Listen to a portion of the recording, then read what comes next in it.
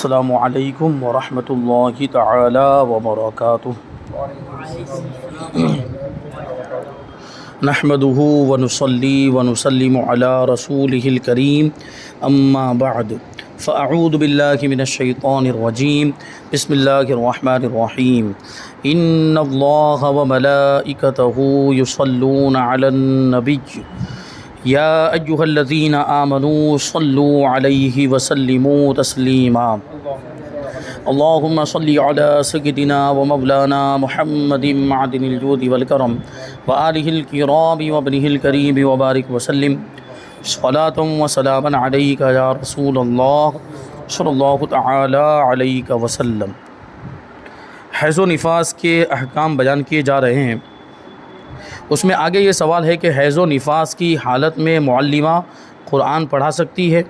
معلمہ مطلب استانی، جو مدرسہ ہو، مدرسے میں بچوں کو قرآن پڑھاتی ہو، کوئی خاتون ہو، تو حیض و نفاس کی حالت میں قرآن کی تلاوت تو نہیں کی جا سکتی، تو پھر وہ پڑھائے گی کیسے؟ اگر وہ پڑھا سکتی ہے تو پھر اس کا طریقہ کیا ہوگا؟ توڑ کے کیسے پڑھائے؟ اور آن لائن یا گھروں میں پڑھانے والیوں کو بھی کیا پڑھانے کی اجازت ہے؟ بہت اہم سوال ہے۔ اس کا جواب ہے کہ شرعی عذر یعنی حیض و نفاس کی حالت میں قرآن پاک پڑھنا جائز نہیں۔ ہاں، معلمہ کے لیے مخصوص طریقے سے قرآن پڑھانے کی اجازت ہے، چاہے پھر وہ گھر میں پڑھائے یا کسی ادارے وغیرہ میں پڑھائے، دارالعلوم وغیرہ میں پڑھائے یا مدرسے میں پڑھائے۔ مخصوص طریقے سے مراد یہ ہے کہ معلمہ 2 کلمے ایک سانس میں ادا نہ کرے، بلکہ ایک کلمہ پڑھا کر سانس توڑ دے، پھر دوسرا کلمہ پڑھائے، اور پڑھتے وقت یہ نیت کرے کہ میں قرآن نہیں پڑھ رہی، بلکہ مثلا یوں نیت کرے کہ عربی زبان کے الفاظ ادا کر رہی ہوں۔ تو یہ اس انداز میں وہ ایک ایک کلمے پہ سانس توڑ کر پڑھا۔ جیسے میں آپ کو سمجھاؤں، الحمدللہ رب العالمین، یہ پوری آیت ہے، اس میں الحمد ایک کلمہ ہے، للہ دوسرا کلمہ ہے، رب تیسرا کلمہ ہے، العالمین چوتھا کلمہ ہے، تو وہ ایک ایک کلمے پہ سانس توڑے۔ الحمد یہ پڑھا دیا، پھر وہ سانس توڑے، للہ پھر سانس توڑ دے، رب پھر سانس توڑ دے، عالمین، اس طرح وہ سانس توڑ کر ایک ایک کلمے پر سانس توڑ کر وہ پڑھائے۔ 2 کلمے بھی ایک ساتھ میں نہیں پڑھا سکتی، الحمدللہ اس طرح نہیں پڑھا سکتی، یہ تلاوت ہو جائے گی۔ اور یہ ایک ایک کلمے پر جو سانس توڑ کر پڑھائے، اس میں بھی اس کی نیت کیا ہونی چاہیے وہ بتایا۔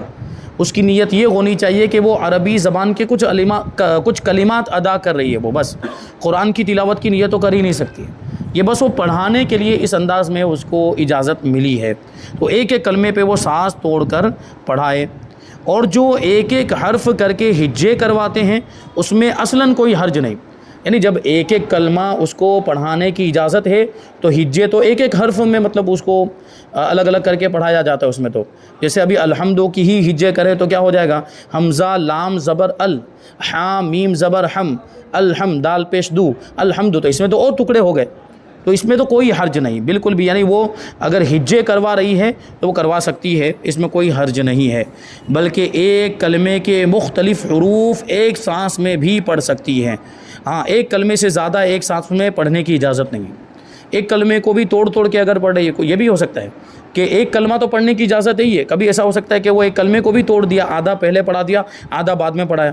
جب ایک کلمہ پڑھنے کی اجازت ہے، پڑھانے کی اجازت ہے، تو اس کو توڑ کر پڑھانے کی بھی اجازت ہوگی۔ ہاں، ایک ساتھ میں 2 کلمے نہیں پڑھ سکتی، جیسے الحمد ایک کلمہ ہے، للہ دوسرا کلمہ ہے، تو دونوں کو ایک ساتھ میں نہیں پڑھا سکتی وہ۔ الحمدللہ یہ ڈائریکٹ نہیں پڑھا سکتی، بیچ میں اس کو سانس توڑنی پڑے گی۔ واضح رہے کہ وہ آیتیں جن میں دعا یا حمد و ثنا کے معنی پائے جاتے ہیں، ان کو شرعی عذر کی حالت میں دعا اور حمد و ثنا کی نیت سے پڑھنا ہر عورت کے لیے جائز ہے، چاہے پھر وہ معلمہ ہو یا نہ ہو، چاہے وہ پڑھانے والی ہو، استانی ہو یا استانی نہ ہو۔ وہ دعا کی نیت سے، جیسے بہت ساری آیتیں ایسی ہیں جن میں ربنا آتا ہے، وہ اور ان میں دعا کے الفاظ بھی ہیں، تو ایسا نہیں کہ ہر جگہ جہاں پہ ربنا آ رہا ہے پھر وہ دعا ہے، ایسا نہیں ہے۔ کچھ ایسی جگہ پر جہاں ربنا ہے لیکن آگے دعا نہیں ہے، وہ کچھ اور اس میں بیان کیا گیا، اس کا کچھ اور معنی ہے، وہ دعا یا کلمات نہیں ہے اس میں، تو وہ بھی غور کرنا پڑے گا۔ تو وہ دعا والے جو کلمات یا دعا والی جو آیتیں ہیں، یا وہ آیتیں جن میں اللہ تبارک و تعالیٰ کی حمد و ثنا بیان کی گئی، جیسے الحمدللہ رب العالمین، اب یہ قرآن کی آیت بھی ہے، لیکن اگر اس کو کوئی حمد و ثنا کی نیت سے پڑھتا ہے، قرآن کی آیت کی نیت سے نہیں پڑھتا، یعنی وہ جنوبی آدمی جو ناپاک مرد ہے اس کے لیے بھی قرآن کی تلاوت جائز نہیں ہے۔ تو اگر آدمی مرد بھی وہ اس طرح کی آیتیں جن میں حمد و ثنا ہے، یا حیض و نفاس والی عورت حمد و ثنا والی آیتوں کو حمد و ثنا کی نیت سے پڑھتی ہیں، اس میں کوئی حرج نہیں. جیسے یہ الحمدللہ رب العالمین یہ آیت ہے، اس میں جو الحمدللہ کی یہ آیت کا حصہ ہے، اور دوسرے مقامات پر کتنی جگہوں پر الحمدللہ پڑھا جاتا ہے. جیسے ابھی چھینک آئے تو الحمدللہ پڑھنا ہے، لیکن وہاں قرآن کی آیت کی تلاوت کی نیت نہیں ہوتی، وہ بس حکم شرعی پر عمل کرنا ہے کہ وہ چھینک آئے تو الحمدللہ کہنا چاہیے، اللہ کی حمد بیان کرنی چاہیے تو وہ بیان کیا جا رہا ہے. اور کھانا کھانے سے پہلے بسم اللہ پڑھا جاتا ہے، بسم اللہ بھی تو قرآن کی آیت کا حصہ ہے. اسی طریقے سے کھانا کھانے کے بعد فارغ ہونے کے بعد بھی وہ دعا پڑھی جاتی ہے، اس میں بھی الحمدللہ آتا ہے. تو وہ ثنا کی نیت سے اب پڑھا جا رہا ہے، وہ حمد کی نیت سے اب پڑھا جا رہا ہے، تو اس کی اجازت ہے. اب آگے ایک اور سوال ہے کہ لڑکیوں کے جو مدرسے ہوتے ہیں اس میں کچھ جگہوں پر کچھ لڑکیاں ایسی ہوتی ہیں جو بالغات ہوتی ہیں، کچھ طالبہ ایسی ہوتی ہیں جو بالغہ ہوتی ہیں اور ساتھ میں وہ قرآن حفظ کرتی ہیں. ابھی لڑکے قرآن حفظ کر رہے ہوتے تو ان کے ساتھ تو یہ مخصوص ایام کے معاملات ہے ہی نہیں. اگر لڑکیاں قرآن حفظ کر رہی ہوں، بہت سے مقامات پر بہت سی جگہوں پر مدرسوں کے اندر لڑکیاں بھی حافظ بنتی ہیں، حافظہ بنتی ہیں، تو اب وہ حفظ کر رہی ہوں اور حفظ کرنے میں وہ سبق یاد کرتی ہیں، تو کیا ان کو سبق یاد کرنے کی اجازت ہوگی؟ یہ اہم سوال ہے. یعنی مخصوص ایام میں بالغہ لڑکیاں، نابالغہ لڑکی ہے تو اس کے ساتھ تو یہ حیض کے ایام اور یہ نفاس کے معاملات ہوں گے ہی نہیں. تو بالغہ ہوگی، وہ بالغہ ہی اس کے ذریعے سے ہوتی ہے. تو بالغہ ہے اور وہ حفظ کر رہی ہے اور بیچ میں یہ ایام آ گئے، حیض کے ایام آ گئے یا نفاس وغیرہ کا معاملہ ہو گیا، تو ایسی صورت میں اب وہ سبق یاد کر سکتی کہ نہیں کر سکتی؟ اور سبق یاد کرے گی تو پھر سبق یاد کرنے میں کون سی نیت کرے وہ، اور کون سی نیت کے ساتھ اس کو پڑھے؟ تو دیکھیں یہاں پر سوال یہی آ جاتا ہے کہ اب وہ قرآن کو یاد کرے گی تو ظاہر سی بات وہاں اب نیت بدل بھی نہیں سکتی، وہ تو قرآن ہی کی نیت سے یاد کر رہی ہے. اور جہاں اس کا سبق ہے وہ ضروری تھوڑی کہ وہ حمد والی آیت ہو، ثنا والی آیت ہو یا دعا والی آیت ہو. ہر جگہ تو حمد و ثنا یا دعا کی نیت نہیں کی جا سکتی. جو دعا والی آیتیں وہیں پر کی جا سکتی ہے، جو حمد و ثنا والی آیتیں وہیں پر حمد و ثنا کی نیت کی جا سکتی ہے. اور اس کو تو پورا قرآن یاد کرنا ہے اور وہ قرآن کی نیت ہی سے یاد کر رہی ہے. تو اب بات ہمیں سمجھ میں آ رہی ہے کہ اس کو اس کی اجازت نہیں ہونی چاہیے. اسی کو بیان کرتے ہیں کہ ایام مخصوصہ میں سبق یاد کرنے کی نیت سے بھی قرآن عظیم نہیں پڑھ سکتی، کہ ان دنوں میں قرآن عظیم کی تلاوت کرنا حرام ہے. البتہ قرآن دیکھ کر وہ قرآن دیکھ سکتی ہے اور قرآن سن سکتی ہے. یعنی بغیر چھوئے کوئی دوسرا پڑھ رہا ہے، کوئی دوسری خاتون پڑھ رہی ہے، اس کی کوئی ساتھی ہے وہ پڑھ رہی ہے اور یہ صرف سنے، یا صرف قرآن کو دیکھے تلاوت نہ کرے، بالکل بھی آواز نہ نکلے، بس ایسے سامنے رکھا ہوا ہے قرآن کھول کر، وہ بغیر حائل کے اس کو چھو بھی نہیں سکتی، بس ایسے اس نے اپنی کسی ساتھی کو کہا کہ میرے سامنے کھول کر رکھ دو، تو بس اس کو دیکھ کر وہ استحضار کرے. اگر وہ یاد کرنا چاہتی تو اس انداز میں وہ کر سکتی ہے، اس کو پڑھے نہ، زبان سے وہ منہ سے آواز نہ نکلے، بس اس کو ذہن میں بٹھائے، بس ایسے دیکھتے ہوئے. یہ بھی تو ایک طریقہ ہوتا ہے یاد کرنے کا، وہ چیز کو دیکھتے جاتے ہیں اور اس کو ذہن میں بٹھاتے جاتے ہیں، استحضار کرتے جاتے ہیں. تو اس انداز میں وہ کر سکتی ہے. پڑھ نہیں سکتی، پڑھنے کی اجازت نہیں ہے، اور سن سکتی ہے. لہٰذا عذر کے دنوں میں اپنی منزل کو دیکھ لیا کریں. اپنی منزل کو دیکھ لیا کرے کا کیا مطلب؟ جتنا سبق اس کے لیے متعین ہوا ہے کہ اتنا سبق اس کو یاد کرنا ہے، ٹھیک ہے. یا یہ 7 دنوں میں 8 دنوں میں جتنے بھی اس کے مخصوص ایام ہیں ان دنوں میں اتنا سبق ہونے والا ہے، تو وہ ان دونوں کے اندر اتنے سبق کو صرف دیکھ لیا کرے، یعنی اس کو ذہن میں بٹھا لیا کرے، یا کسی سے سن لیا کرے. تو سننے کی تو اجازت ہے، وہ سن کر یاد کریں. بہت سے لوگ سن کر بھی یاد کر لیتے ہیں، جیسے وہ نابینا حضرات ہوتے ہیں. نابینا حضرات اللہ تبارک و تعالیٰ اگر کوئی چیز مطلب وہ کسی چیز میں کمی رکھتا ہے تو وہ دوسری چیزوں میں اضافہ بھی فرما دیتا ہے. تو اکثر وہ لوگ جو اس اعتبار سے مطلب ان کے جسم میں کوئی کمی ہوتی ہے، جیسے کہ کچھ اندھے نابینا ہے یا کچھ لوگ بہرے اور گونگے ہوتے ہیں، تو اللہ تبارک و تعالیٰ ان کو ذہنی صلاحیتیں اور زیادہ عطا فرماتا ہے.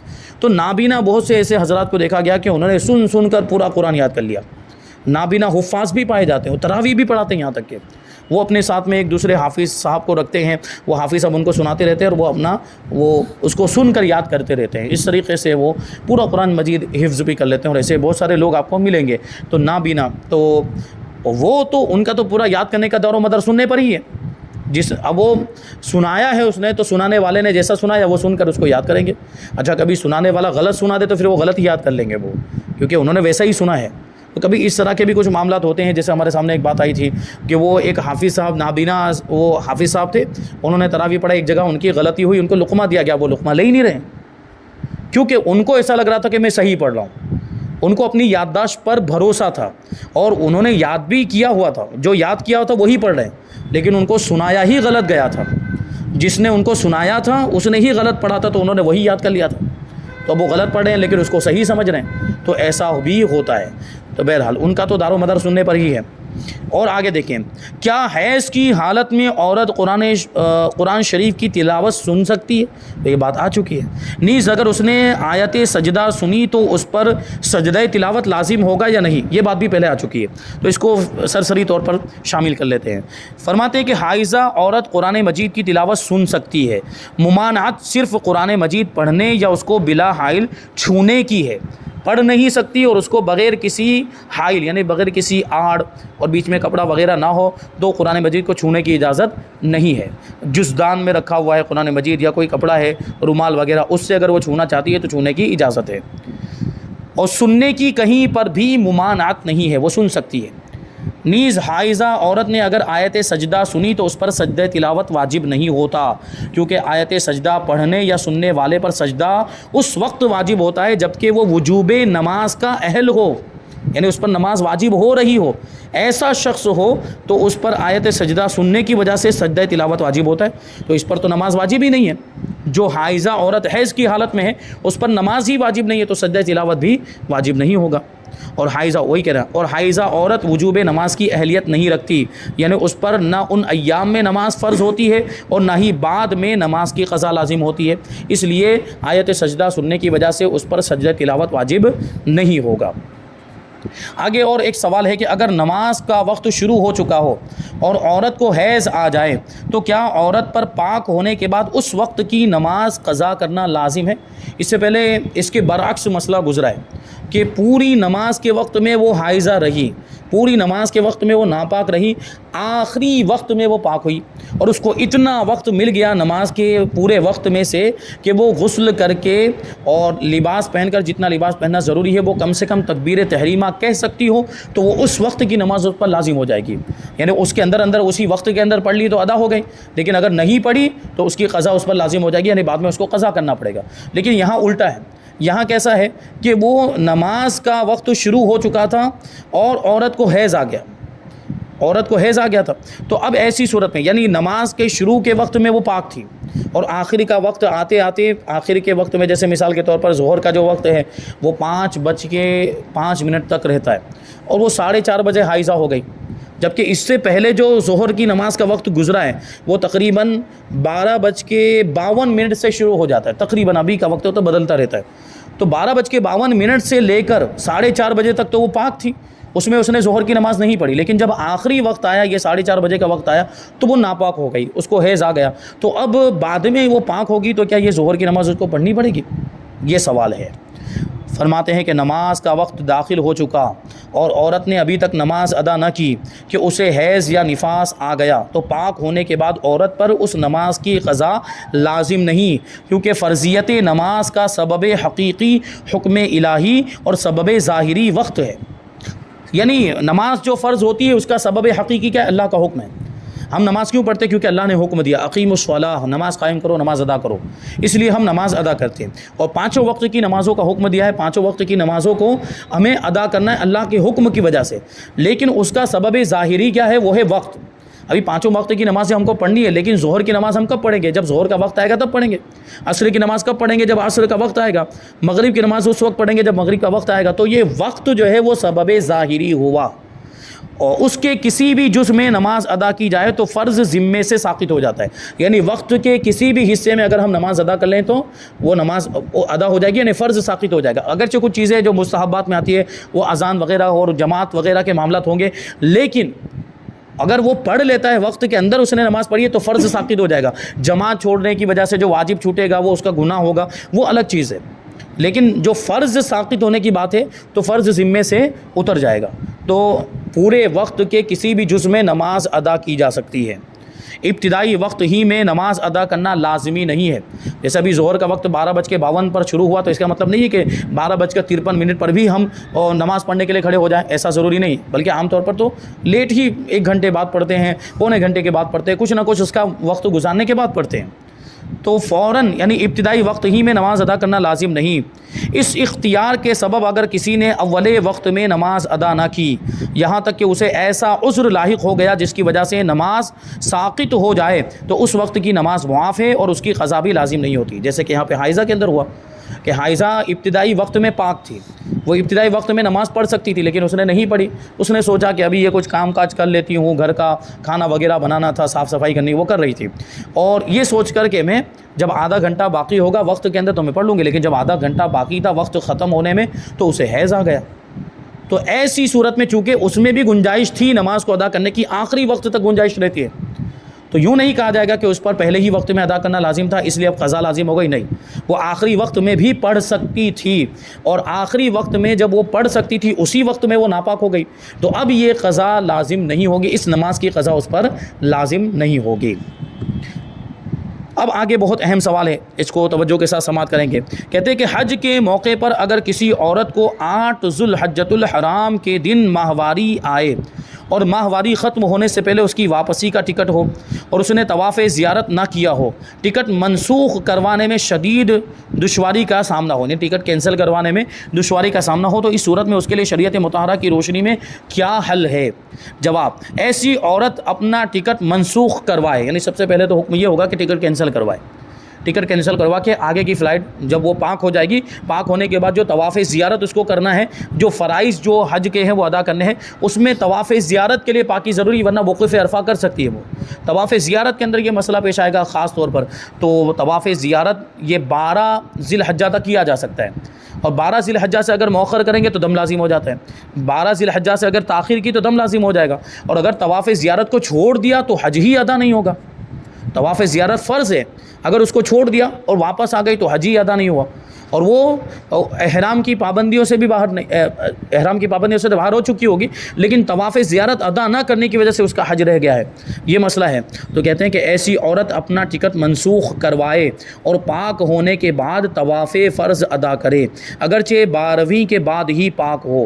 اگر ٹکٹ منسوخ کروانے میں اپنی یا ہم سفروں کی سخت تکلیف اور دشواری کا سامنا ہو تب بھی ایسی عورت کے لیے اس ناپاکی کی حالت میں مسجد میں داخل ہونا ناجائز و گناہی رہے گا، یعنی اگرچہ وہ ٹکٹ منسوخ نہیں ہو پا رہا ہے، ٹکٹ کینسل نہیں ہو رہا ہے، یا یہ کہ ٹکٹ کینسل کروانے میں خود اس کو تکلیف کا سامنا کرنا پڑے گا، یا اس کے ساتھ جو اس کے ہم سفر جو ساتھی آئے ہوئے ہیں سفر میں ہمراہی ہیں تو ان کے لیے دشواریوں کا سامنا، کہ اس کی وجہ سے ان سب کو رکنا پڑ رہا ہے، یا اس کی وجہ سے ان سب کو بھی ٹکٹ کینسل کروانا پڑ رہا ہے، یہ سب مسائل ہو سکتے ہیں۔ اس کے باوجود بھی اس کو ناپاکی کی حالت میں مسجد میں جانے کی اجازت نہیں ہوگی، اور طواف زیارت کہاں پر ہوگا؟ مسجد کے اندر ہی ہوتا ہے، مسجد حرام کے اندر ہوتا ہے۔ اور اگر وہ اسی حالت میں داخل ہو گئی، دیکھیں یہ بہت اہم چیز ہے، اور اگر وہ اسی حالت میں داخل ہو گئی اور اس نے طواف بھی کر لیا تو گنہگار ہوگی، کیونکہ مسجد میں داخل ہونا اس کے لیے جائز نہیں تھا۔ البتہ اس صورت میں طواف والا فرض ادا ہو جائے گا، یعنی داخل ہونے کی وجہ سے گنہگار تو ہوئی لیکن طواف کر لینے کی وجہ سے وہ طواف ادا ہو گیا، یعنی حج بھی ہو گیا، اور اس پر اس گناہ سے توبہ کرنا لازم ہوگا۔ اور ناپاکی کی حالت میں طواف کرنے کے سبب حرم میں ایک بدنہ یعنی بھینس یا اونٹ کی قربانی دینا اس پر لازم ہوگا۔ پھر بعد میں اگر 12ویں کے غروب آفتاب تک طہارت کر کے طواف الزیارہ کا اعادہ کرنے میں کامیابی ہو گئی تو کفارہ ساقط ہو جائے گا، اور 12ویں کے بعد اگر پاک ہونے کے بعد موقع مل گیا اور اعادہ کر لیا تو بدنہ ساقط ہو گیا مگر دم دینا لازم ہوگا۔ کیونکہ دیکھیں یہاں پر ایک چیز ہے کہ اس نے بغیر طہارت کے طواف کر لیا، اور بغیر طہارت کے ناپاکی کی حالت میں طواف کرنے کی وجہ سے ایک بدنہ دینا پڑتا ہے، یعنی یا تو ایک بھینس کی قربانی دینی پڑے گی اس کو حرم کے اندر ہی، یا ایک اونٹ کی قربانی اس کو کرنی پڑے گی۔ اور اگر 12ویں تاریخ آنے سے پہلے وہ پاک ہو گئی اور پھر اس نے جا کر وہ طواف زیارت جو ناپاکی کی حالت میں کیا تھا اب اس کا اعادہ کر لیا تو یہ بدنہ ساقط ہو جائے گا اور دم بھی ساقط ہو جائے گا۔ لیکن اگر 12ویں تاریخ کے بعد وہ غروب آفتاب ہو گیا، 12ویں تاریخ کا غروب آفتاب ہو گیا تو 13ویں لگ گئی، اب وہ طواف زیارت کا اعادہ کرتی ہے تو ایسی صورت میں بدنہ تو ساقط ہو جائے گا لیکن تاخیر تو ہوئی۔ طواف زیارت 12ویں تک ہی ہو سکتا ہے، 12ویں کے غروب آفتاب سے پہلے تک ہی ہو سکتا ہے، اب یہ ہو گیا مؤخر، اس میں ہو گئی تاخیر، تو تاخیر کی وجہ سے اب بھی دم دینا تو اس پر لازم ہوگا ہی۔ تو بدنہ کا مطلب ہوتا ہے بھینس یا اونٹ کی قربانی، اور دم کا مطلب ہوتا ہے بکری کی قربانی، یعنی اب اس کو بکری کی قربانی دینی پڑے گی۔ تو یہ بہت اہم چیز ہے اور یہ اکثر اس کے مسائل پیش آتے رہتے ہیں۔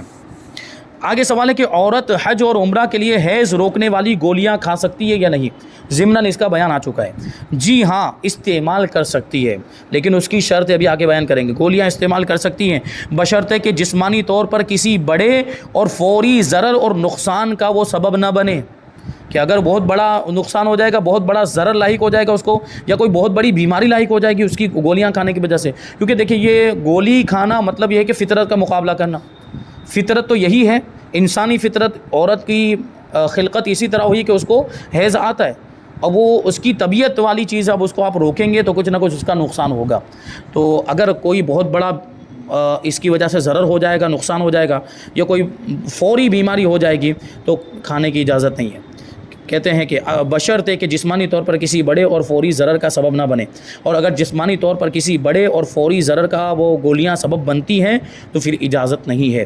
اللہ پاک قرآن مجید میں ارشاد فرماتا ہے وَلَا تُلْقُوا بِأَيْدِيكُمْ إِلَى التَّهْلُكَةِ، کہ اپنے ہاتھوں ہلاکت میں نہ پڑو، یعنی اپنے آپ کو ہلاکت میں نہ ڈالو۔ یہ اپنے آپ کو ہلاکت میں ڈالنا ہو گیا، اپنے آپ کو نقصان میں ڈالنا ہو گیا، خود اپنے آپ کو تکلیف پہنچانا ہو گیا، اس کی اجازت نہیں ہے۔ اب آخری سوال ہے اور اس کا جواب، اس کے بعد یہ بیان مکمل ہو جائے گا۔ کہتے ہیں عمرہ کے لیے جانے والی عورت اگر حیض کی حالت میں ہو تو اس کو طواف کی اجازت تو نہیں ہے، کیا یہ درست ہوگا کہ وہ پہلے سعی کر لے اور جب حیض سے پاک ہو جائے تو پھر طواف کرے اور تقصیر کر کے احرام سے باہر ہو جائے؟ یہ بھی تو ایک سوال آ سکتا ہے ذہن میں کہ سعی تو چونکہ مسجد کے باہر ہوتی ہے، سعی کے لیے تو مسجد میں داخل ہونا نہیں پایا جائے گا، اور سعی کے لیے ویسے طہارت بھی ضروری نہیں ہے، تو سعی جا کر پہلے کر لے پھر بعد میں طواف کرتی رہے، کیونکہ طواف کے اندر طہارت ضروری ہے اور طواف کرنے میں مسجد میں داخل ہونا پڑتا ہے، مسجد حرام کے اندر داخل ہونا پڑتا ہے۔ تو ترتیب اگر وہ بدل دے، عمرہ کے اندر ترتیب یہ ہے کہ پہلے طواف کیا جاتا ہے پھر سعی کی جاتی ہے، تو کیا اس کو پہلے سعی کرنے کی اجازت ہوگی پھر بعد میں وہ طواف کر لے؟